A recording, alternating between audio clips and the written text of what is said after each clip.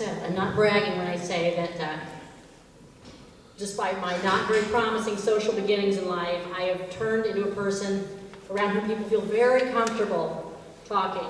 A lot of people, extremely comfortable, talking about everything. On hikes, and I go on the group hikes with the Obsidians. It's like a collective blind date. So you can't really say to somebody, we're out here to appreciate the outdoors, would you shut up? You know. So I tolerantly listen to people talking about step-by-step home remodeling instructions, how to make a halibut loaf, and these are the more benign things. On the other hand, people will also say the sight of something beautiful outside will make them think about sad things, like their husband dying on the golf course. These are all true stories. Their father died while they were visiting another state, and they had to keep his body in the car driving cross country because of the difficulty with airlines. All very interesting, but not what you're looking for in a hike. So people could say I'm a good listener because I don't say anything and I act interested, but I am a good listener just like the people we see in little snippets of grainy video, blindfolded with semi-automatic weapons being held close to their heads.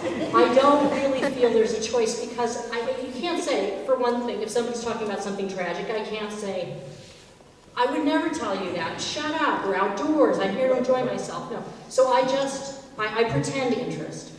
And worse than some of these things is the person who talks nonstop and then begins talking about someone else who talks nonstop. And how this irritates her. This literally happened. It's somebody I hike with a lot, and I don't think she'll see this, but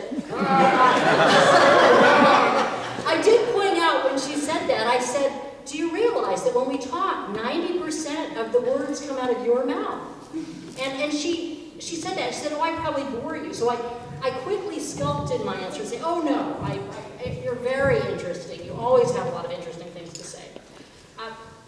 The conversations I don't hear, that I'm not actively engaged in, there's a lot of other ones I have to overhear in restaurants or public places, and although my hearing is not exceptional, when I am sitting down in a public place, I feel I can hear everything.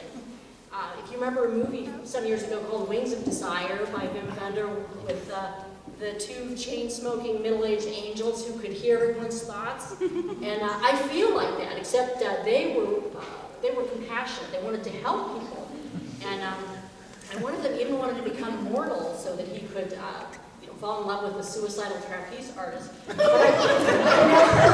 I never overhear anything that makes me feel the slightest flicker of love toward anyone.